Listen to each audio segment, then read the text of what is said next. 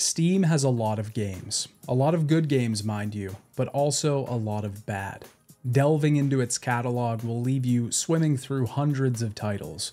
Scams, cash grabs, asset flips, even just poorly optimized projects. But if you want to find the true gems beneath all this, you'll have to wade through the muck. But that's what I'm here for.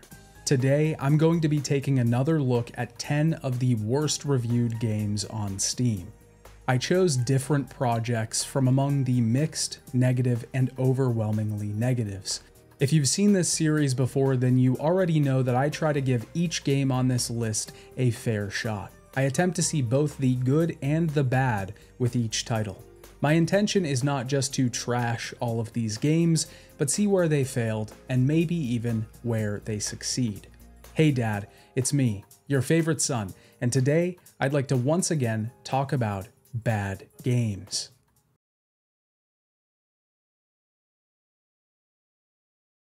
Undead Inc. was developed by Right-Sized Games and published by Team 17. It seems to be the debut game from the developer, but Team 17 has published a lot of titles over the years. Overcooked 2, Dredge, Ship of Fools, Blasphemous, a ton of indie hits that have impressed players, so this definitely isn't your run-of-the-mill scam. Undead Inc. is actually a medical simulation game. You control a medical facility and manage its different rooms, staff, production, sales, etc. to try and make a profitable business. But this isn't all the game tasks you with. See, the director behind the pharmaceutical company is actually a pretty shady individual. To this end, we can get involved with the black market, selling items to the denizens of the underworld. We can produce medicine in our labs on the surface and then sell that medicine under the table to the black market by constructing buildings underground. This is where the real money comes from, because within a certain time period, we have to pay franchise fees. Since we're just a small offshoot of a larger organization, we have to pay those bills back to the company. This means that making money in any way possible is our primary goal. Because we have these two avenues, the underground illegal business and the above ground legal business, we have to ensure that no one catches on. Certain actions or choices will lead to raising media suspicion, police suspicion, or even the suspicion of our own employees. It's quite a lot to balance overall, and things really get into the nitty-gritty when we talk about staff and room management. We need administration to run certain rooms, doctors to see and diagnose patients, maintenance to repair rooms when they inevitably break, and researchers to expand our library of available equipment that we can produce. Now, some of this staff is sort of on autopilot. Doctors will just do their thing, and so will administration. You can even automate maintenance to repair rooms automatically, but the game does require a surprising amount of micromanagement, and I think that's one of its largest issues. There are so many things that we have to juggle to keep the business profitable, while also expanding on the underground side of things. Then on top of that, once we do inevitably get spotted, we have to burn the business and restart somewhere else. This means extracting our entire team, grabbing the valuables, and getting the hell out of there. There's of course the other risks of accidental zombification if certain medicines are used, which can cause an outbreak. There's even a bit of a combat system here, with the director being able to monsterize himself to take on the cops. There's a lot here, and micromanagement could just be this game's particular way of tackling things. I will say that it's not my preferred flavor of simulation game, but it's understandable, and some people might enjoy that kind of thing. But the absolute biggest problem is the game's lack of explanation of a lot of these mechanics. The game opens with a couple tutorial scenarios. They both introduce the story of the game and the mechanics that we're going to be interacting with, but it's honestly just the bare bones, the foundation of what you need to know to be able to play the game successfully. And I'll give the team the benefit of the doubt here, that maybe that was a purposeful decision, that they wanted players to explore the systems for themselves and find their own understanding of the game. But honestly, it kind of feels like you go in blind. On top of that, the UI design isn't great either and doesn't really assist you in your lack of knowledge. A good UI should tell you when you've done something that did not complete an action, or even when you've done something successfully. Subtle notices that alert the player, good or bad. But Undead Inc. doesn't really do this at all. Sending certain characters to a room will often leave you wondering if your actions had any effect. I will give the team credit here and say that the game itself does look good. It's a new and interesting premise, and if you like simulation games, then there is a lot here to toy around with. If you think the game looks interesting at all, then it might be worth your time to check it out and try to learn its systems, because there is a lot here. And when it actually works, it can be pretty satisfying and fun. Also, a massive caveat here, Undead Inc. released on May 2nd, 2024. It's still very new, and the team is steadily releasing hotfixes to try and address issues that the players have.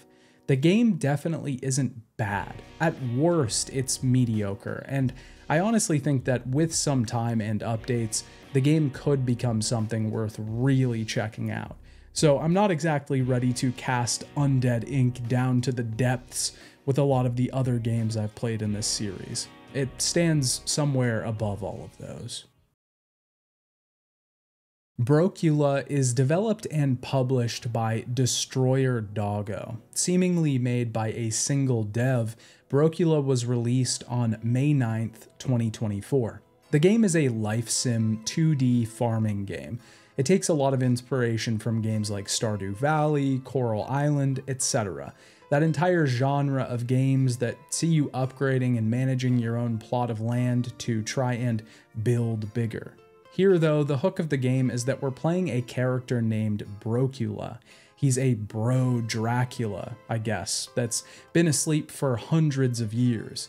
He recently has woken up and his bat creature friends are here to greet him, except his castle has fallen into disrepair in this modern world. This means that he's now forced to get a job and try and get his castle up and running again, and eventually start a farm to make ends meet. The overall goal is to upgrade our castle, which is done by repairing the structure and pillars of the building. This of course requires resources. We harvest these resources from nearby trees, rocks, etc. We can craft many tables that allow us to build other things. You know, classic crafting system stuff. One of the neatest little parts of this game is that when we get big logs or rocks, our bats will actually carry them by a rope for us as we direct them back to the storage area. We can, of course, fish as well, and use that fish to make food inside of our home. We gain XP by completing tasks and can use that to unlock new structures to build. We can farm and sell the crops to the local farmer. But a pretty big part of the game is the work system. We can work at 3 different jobs to make money: the restaurant, the garage, or the coffee shop. The garage job is the simplest. We gather items from the shelves that customers request and bring it back to them. How fast we do this determines our star rating and how much we get paid. The coffee shop sees us doing a similar thing, but we have to combine all sorts of ingredients to make different coffees. And the restaurant job is the most lucrative and the most complicated, as we have to prepare many different things like dough for bread or sandwiches, etc. The tips made here really make the work worth it though, but the restaurant job magnifies the biggest problems with the job system. Each of the jobs is on a timer, with the garage taking a total of 5 minutes, the coffee shop taking a total of 10, and the restaurant taking a total of 15. The restaurant and the coffee shop just lock you into this minigame for far too long. 15 minutes of repeating the same thing over and over again really just doesn't feel like something you ever want to do again. 10 minutes is still definitely too long, but it isn't terribly grating. 5 minutes seems like the sweet spot, but this is just because the jobs are so repetitive and kind of easy. You don't really need to do that much, and there's really usually only ever one customer in at a time. This means that you're often just waiting for another customer to come in, even if you take the time to prep stuff. Now, there are other ways to make money. Like I said, once you get into the game and start planting crops, You won't really even need to do the jobs that much, and doing the restaurant job even once provides you with the money you need for quite a while. But the feature itself did feel like kind of a letdown because I was expecting something really good when part-time jobs were introduced. There's kind of an art to getting the player to do mundane tasks in the form of minigames. Your minigame has to make the player addicted. They have to want to do it over and over again. The player has to love the grind, but it's hard to do that if your minigame isn't well designed. Honestly, during my first hour or so with Brocula, I found it really charming, and I couldn't really see why people had negatively reviewed it in the first place. Sure, the art style is a little simple, but I think some of the clunkiness adds to the overall charm of the project. The soundtrack is also minimal, but charming in a way. The real problems came after the first hour though, and once the systems started to break down a bit. The biggest problem with Brocula is that it has a ton of bugs. There were constant issues with XP getting stuck in places that I couldn't grab it, dropped items getting stuck, resources getting stuck, everything gets stuck. If you follow the bus when you leave town, it just completely disappears from the world instead of driving off the screen. There's a lot of jank to this game overall, but this is the first serious project that this developer has undertaken. They only have one other game, Chopper to Hell, which was free and most just said was basically a tech demo rather than a game. Problems are to be expected, and this game would honestly be fine if it was in early access, but it's already fully released. I will once again give the developer some slack here, because since the game's release, they have been steadily updating the game to fix some of these bugs.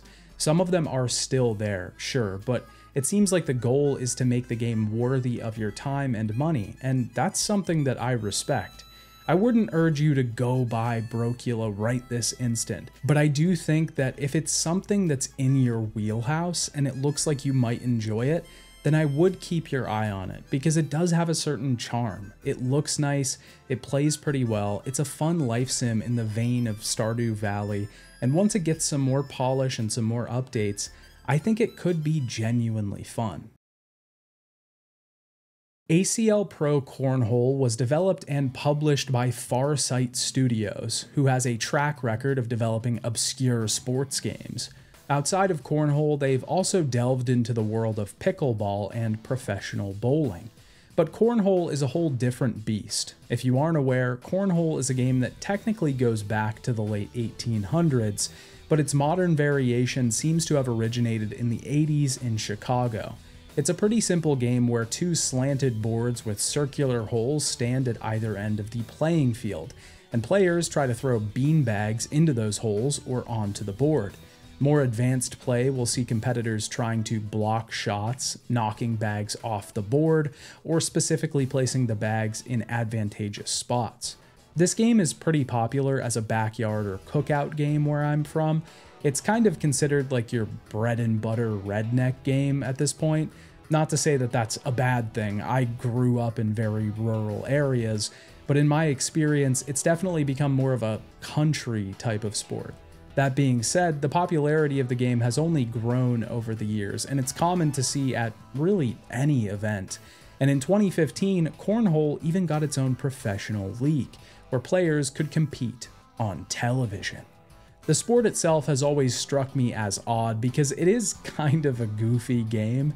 It definitely doesn't seem like something that people would be playing on TV or getting sponsorships for, but that's our reality. I'm sure there's a lot of technique and strategy to the game that I don't understand, but from the outside, I think I speak for a lot of people when I say it looks kind of fucking stupid. It also doesn't help that the game is called Cornhole, but Farsight has developed a game that can let you take control of your favorite cornhole players and compete against the best from the comfort of your own home. This game is framed like any other sports game. You play matches against other players that are modeled off of real-life cornhole pros. You can either play a single match or play in a career mode, which is really just playing multiple matches at once. The game itself has two big issues. The first is that it's just so damn hard. This was the biggest problem that a lot of people had pointed out in the reviews.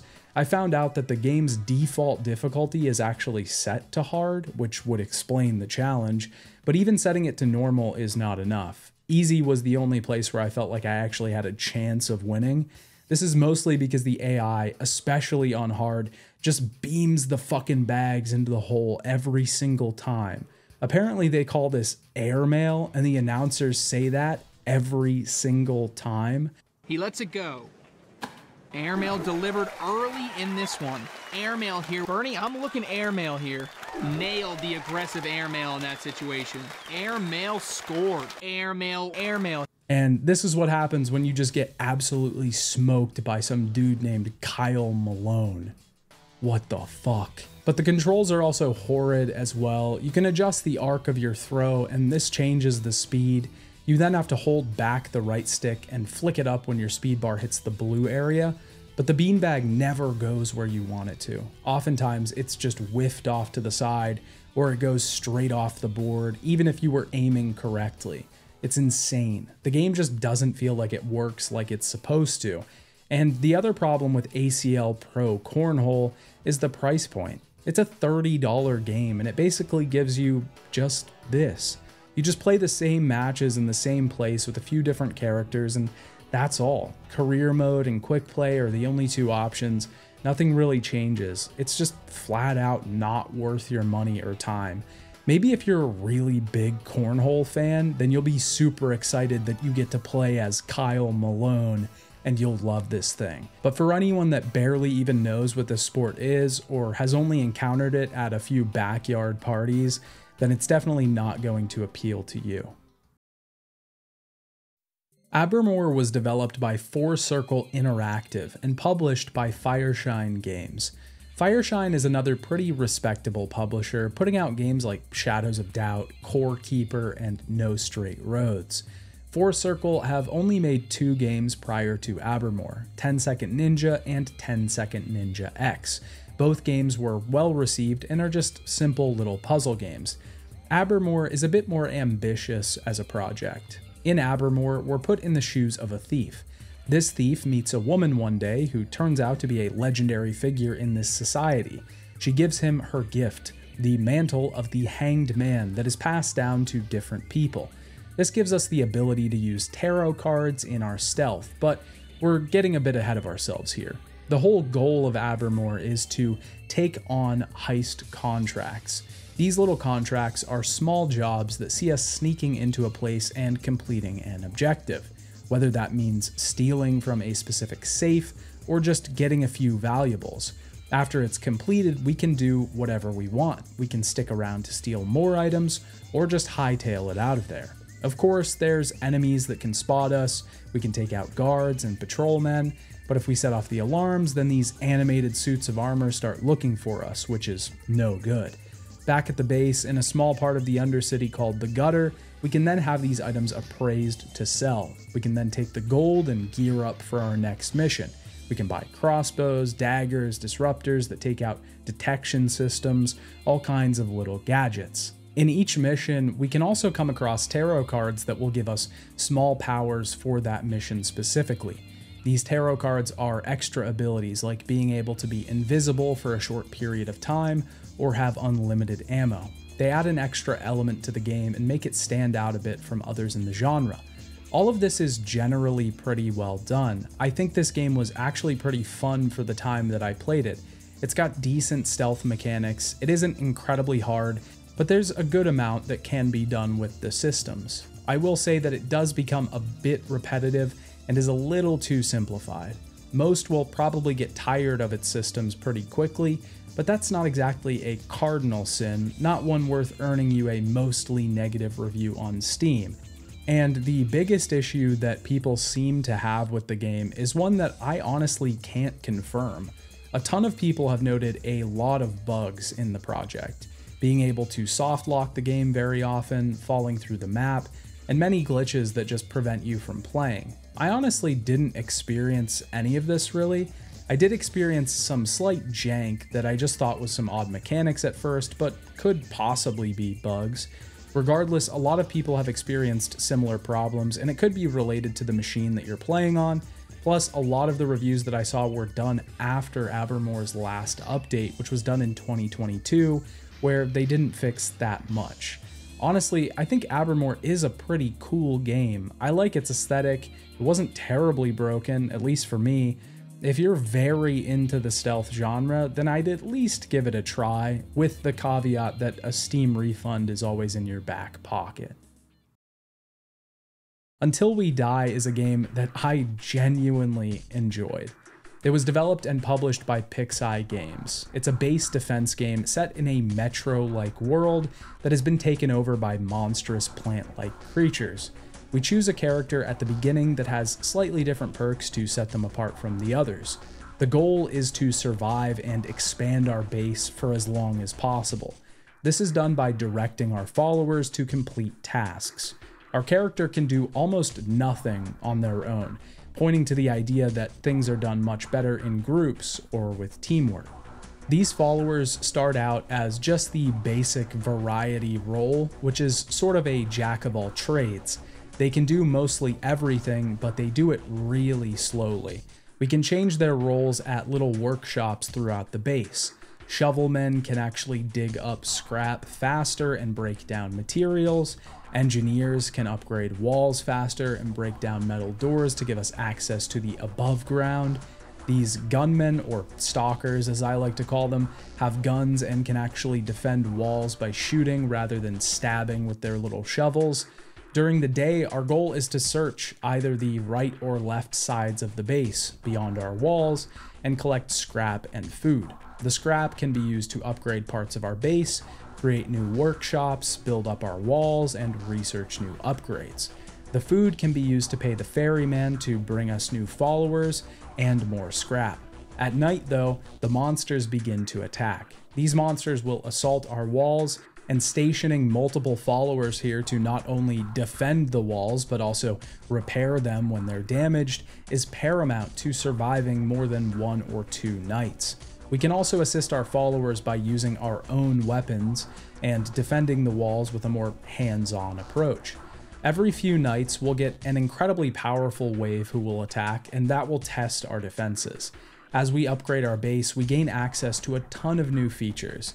These can cause our flaming barrels to explode when enemies walk through them, or flashbangs that explode on the walls when enemies attack, causing followers to have more time to take them out.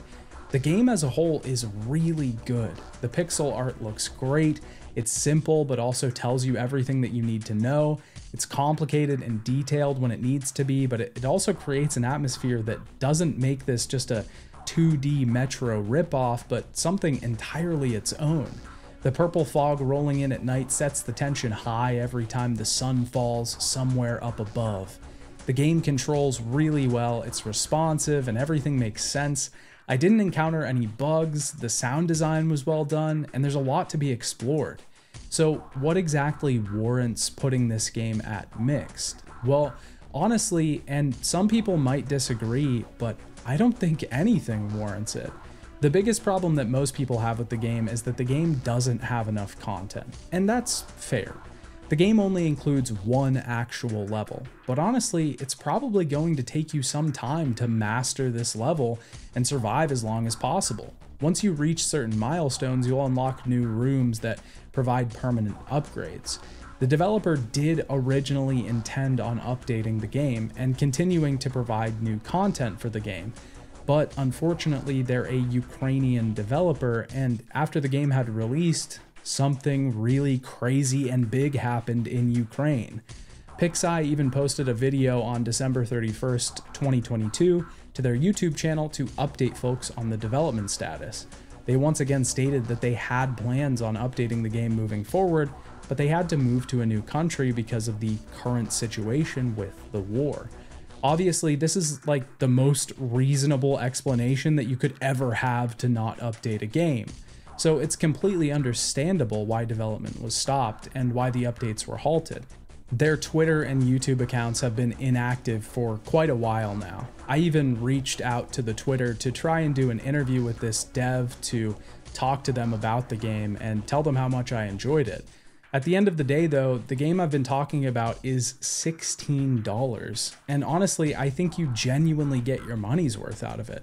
You'll probably have something like 5 to 10 hours of a really fun and well-made game. It's tragic that circumstances like this have forced a team to stop doing what they love, and especially because this game is so genuinely good and seemed to have a decent following. But I don't think that this, by any means, warrants review bombing a game. And I've played quite a few scam games for these videos, and I can confidently say this is not a scam. Payday 3 was developed by Starbreeze Studios and published by Deep Silver. The history of Starbreeze Studios and the Payday series is kind of messy. The first game was originally developed by Overkill. When Overkill was having issues funding the sequel to Payday, they ended up working out a deal with Starbreeze, who was also having trouble funding the game that they were working on at the time, Brothers: A Tale of Two Sons. This led to Starbreeze officially acquiring Overkill, or possibly the latter. It's not exactly clear because the reports are conflicting, but regardless, when looking at the credits for Payday 2 and 3, the team at least switched creative directors, so the people in charge were simply not the same. Payday 3 is a game about being a thief and planning and carrying out heists. You play online with a group and take on a variety of different robberies, hitting up jewelry stores or robbing banks for all they've got. There are a lot of ways to approach these games. If you come prepared, you might be able to sneak in the back of the place, shoot out all the cameras, take out the guards, take the workers hostage, and get the money out without ever being spotted. But of course, things never go as planned, and sometimes you will get spotted. This will result in a massive shootout where you have to fend off the waves of encroaching police and SWAT officers while also trying to claim the loot that you came for. You can also just grab the stuff you're supposed to steal or get even extra stuff by getting into safe deposit boxes or safes. Getting the most cash will result in a massive payday for you and your team. This money can be spent on new weapons or masks, the game's way of setting your character apart from others.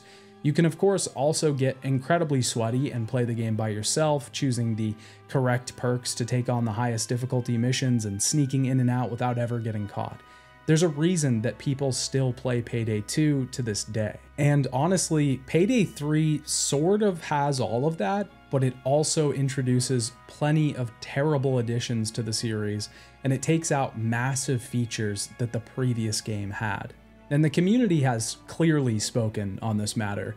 If you look at the current player count for Payday 3, at the time of writing this script, it's just 258 people. While Payday 2, a game that released over 10 years ago, is sitting at 25,000 players. If that isn't clear, then I don't know what is. I actually played a ton of Payday 2 back in the day. It was really fun to play with my friends, and it was one of the first games on PC that I logged some serious hours into. I had some friends who really knew the game well, and they taught me the tricks of the trade. I was pretty excited for Payday 3 when it released. I was excited to get into some new heists, to see the upgraded fidelity that 10 years could provide us with, and hopefully see some new features in the process. Needless to say, I was pretty disappointed. But what has caused this split? What caused the rupture between the fan base and Starbreeze? Well, that could be an entire video in and of itself, but I'll give you just the big bullet points here. Probably the largest complaint that most people have with Payday 3, and my largest complaint, is the removal of the crime.net system. In Payday 2, when you wanted to play a heist, all you had to do was go to the crime.net menu and it would show you available lobbies that you could join. Basically, it was a server browser. You would join those lobbies, chat with the people there, and plan the heist before moving out. Payday 3 does not have this. Instead, it has a blanket matchmaking system where you are thrown into a random lobby with random people. This was an issue that people have been begging for Starbreeze to fix since the game released. For months now, since the game came out, Starbreeze has not vocalized any intention on changing this moving forward. Despite this, the community has proved that this is a change that can be made easily, because they already made mods for it. This is in stark contrast to Payday 2, where the developer actually seemed to listen to the community. There was a good relationship there, and if fans really spoke about wanting a change, most of the time it just got made. It doesn't end there though. A lot of people are really upset about the pricing of DLC content so far. There's been only one heist released for the game since its launch in September of 2023. That's 8 months and just one additional heist. It's actually been 5 months since that heist even released, and if you know anything about Payday 2, a lot of heists were released for that game. And honestly, a lot of them were free. That's not to say that they never charged money, but even when they did, it was a pretty good value for what you were paying for. Sometimes it was multiple weapons, multiple heists, all for a few dollars. The new Payday 3 heist is $10 just for the heist itself. This again has led fans to feel like Starbreeze is trying to milk the game for all it's worth, rather than give players a valuable experience that they can play for a long time. On top of that, the heists in Payday 2 were very replayable. They often had changing areas so that you could get different locations each time. A lot of them were non-linear, so there were multiple ways to approach it. Payday 3 doesn't really feel like this. It's just the same thing over and over, and heists get really old really fast. A lot of the game's mechanics aren't balanced really well and don't fit into the game, but the only way that the developers have addressed this is by adding skill trees, which just patches the issue rather than fixing the problem. And all of this comes down to the largest issue that the game has overall, and it's that it just doesn't feel like Payday 2. It goes back to the thing that I was saying earlier about the community. Payday 2 felt like it had a genuine community surrounding it, and that the developers were openly communicating with the player base. But now that doesn't really feel the same. They are communicating, but I feel like most people think they aren't being honest or aren't listening. It's a one-way line of communication. And this is worsened when announcements are made that Starbreeze is planning on releasing 2 more games as a service, one in 2026 and one in 2028. This just fuels the flames even more because people know this means that Payday 3 isn't getting fixed anytime soon when other games are the priority. And these aren't even all of the issues. Like I said, I could make an entire video just complaining about the design changes made to Payday 3. And sure, the developers have announced some changes that they plan on making to the game, and some of those are addressed here, but why has it taken this long? Why has it taken an overwhelmingly negative score on Steam for them to consider implementing these changes? You can't put faith in a company that doesn't listen until it's really starting to hurt. And who knows when these changes will even be made. They're moving at a snail's pace, which will probably delay the future DLC and any updates for the game. Honestly, it's just a massive bummer, and Starbreeze could have had a huge cash cow with Payday 3. If they just replicated the success of Payday 2, they would have had a game that people would play for a decade. I guess if you're looking for more Payday, then your only option at this point is to follow the crowd back to Payday 2. Natural Instinct's European Forest was developed by Dreamstorm Studios and published by Games Operators. It was released in July of 2021. Natural Instincts is a game where we take care of animals in the forest. We can control them individually or as a pack and attempt to regrow their populations, taking care of each animal to ensure they can develop. This means that each animal needs to be satiated by feeding on prey or eating wild greens, they need to be hydrated by drinking from local water sources, and they need to be rested by sleeping at their burrows or in their nests. Once all of these attributes are full and the animals can pair up and mate, they begin producing offspring that grows the pack. This is the basic premise of the game, and honestly, it doesn't really get much more complicated than this. There are some restraints on certain scenarios, like the watering hole being contaminated by chemicals, or poachers coming to hunt our rabbits. These things must be avoided, and it can be kind of a pain because even if you tell the animals what to do, eventually they'll just run off and do their own thing, inevitably running into a pack of hunters and getting themselves taken out. I think the idea here could be cool. There's a ton of mechanics that you could implement, different wildlife, being able to upgrade or take over certain areas of the forests, hunting different prey. There's a lot that you could do with this idea, but sadly, the game was actually abandoned after its first update. The game never left early access. It had one single update the same month that it was released, and the team just never returned. There's actually only a few scenarios to even play that really only take 10 to 20 minutes each to complete. The devs themselves posted in the discussions board on Steam that they were not working on the game anymore, so I'm honestly not sure why the game is even still on Steam. I don't really think it's worth the money, as it's $10 and you're probably only going to get a couple hours out of it. Adventure Academia: The Fractured Continent was developed and published by Acquire Corporation. And if that isn't the most corporate name that I've ever seen, I don't know what is. The game is a fantasy strategy RPG where we build a team of heroes and battle monsters in short fights. The game is set around our main character, Alex. Alex has been given the Ruler Orb, an artifact that's been passed through his family for generations. The Ruler Orb allows him to use certain special abilities, but the main quest of the game is to find Alex's father, who has gone missing. The story itself is very bland. There isn't a lot going on here that we haven't seen before, and after the first hour or so, I knew where this was going to go. You get burned out on the story pretty quickly and no longer want to even participate in its narrative. This would lead you to believe that maybe you'd be waiting for gameplay, right? Begging for some more fun strategy action. Well, not exactly. When I first saw the screenshots for this game, I assumed that it was going to be some sort of Final Fantasy Tactics-like, a decent turn-based strategy game, but it really isn't that at all. When we start a battle, we choose two characters, in addition to Alex, that we would like to fight with. We drop them into combat and direct them to move to a point on the map. Once they start moving, it's kind of out of our control. We can manually move them around by picking them up and dropping them, and we can also use special abilities with MP. The MP gauge slowly fills up as we go through combat. This can also be used to level up characters for this battle only, not permanently.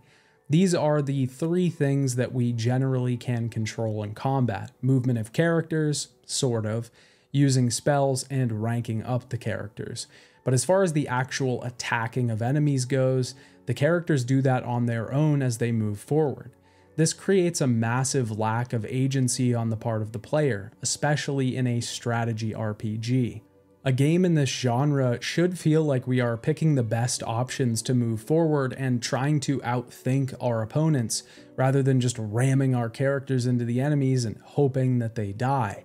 Combine this with the fact that the AI that tells the characters where to go is terrible, and you have a recipe for disaster. If characters have to move around a corner, oftentimes they'll just get stuck and won't be able to figure out how to proceed. This means that we generally need to direct them in straight lines so that they don't get stuck anywhere. Outside of combat, we can train characters to get them more skills or higher levels. We can equip them with items we receive from chests that we find in levels. We can gain new party members and switch things around. There's a fair amount of systems here, but when it comes time to actually battle, it just doesn't feel good at all. We'll often lose fights that don't really feel like we lost because our party wasn't good enough, or because we made the wrong decision, but because the game just doesn't work properly.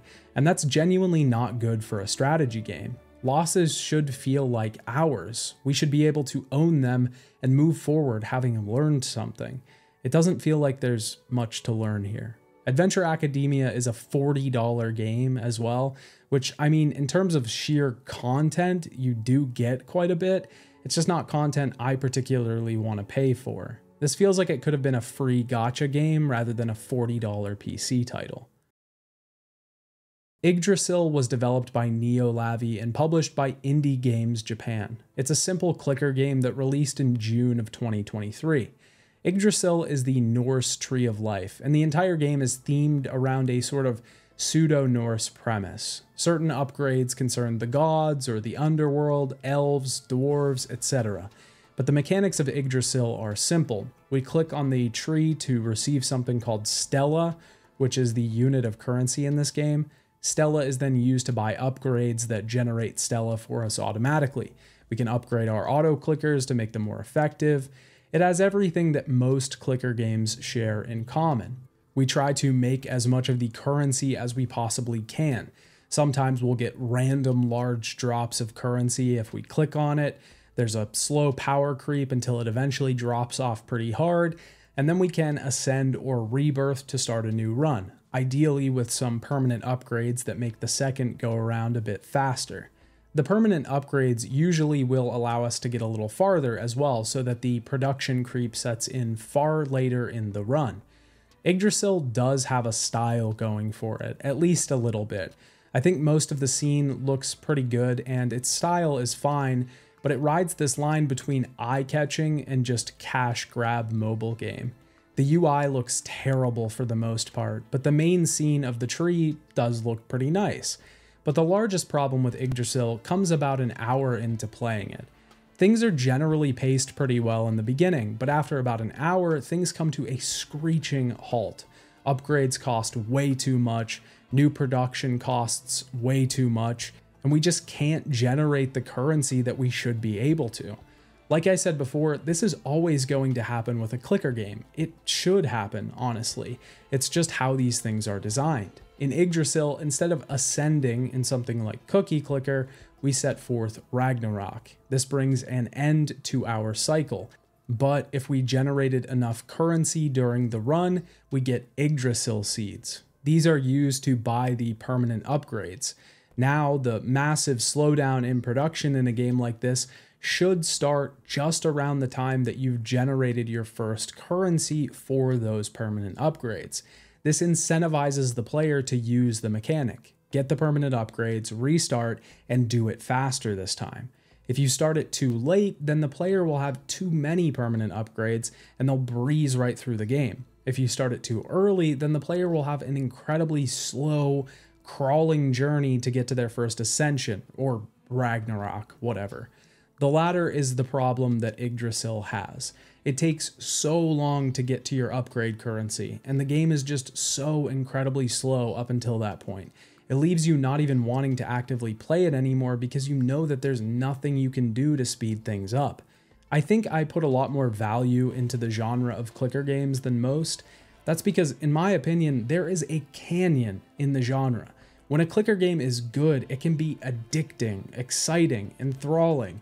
You can min-max the game, try to complete it quickly, you can get lost in the systems and upgrades, but there is a valley between that and when a clicker game is bad. When a clicker game is done poorly, it can take forever to complete, its systems are no mystery to you, and it's just repeats of what you've seen before. It's a miserable experience. But this is because there's a lot of math involved in these types of games. A ton of balancing is needed to ensure that the numbers that the game puts forth actually have the correct effect on the player. This game doesn't have that at all. The only new thing I think I saw in the game was that of the Goddess Gallery, which is a gallery of anime girl pictures that you can buy, which increase your production by 25% each. That's not exactly the kind of new thing that I think I was asking for, but okay.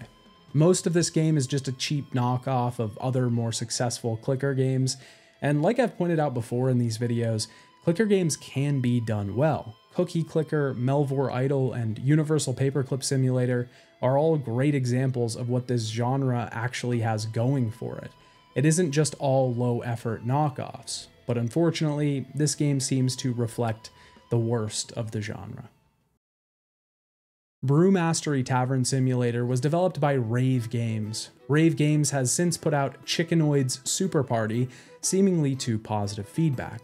But before that success, Brewmastery was released in early access. The game sees us running a tavern. In this tavern, we must serve customers drinks, but we have to make these drinks ourselves. And this doesn't mean just pouring some beer into a mug. It does mean that, but it also means going down through the entire brewing process, front to back. Picking the grains, soaking the grains, cooking them, soaking them more, firing them. There's so many steps to being able to create a brew. Each step and how it is executed will determine what type of alcohol we come out with. The massive problem with this game is just that it was abandoned. I'll just say that up front. It doesn't look like the game was updated once since its April 5th, 2023 release date.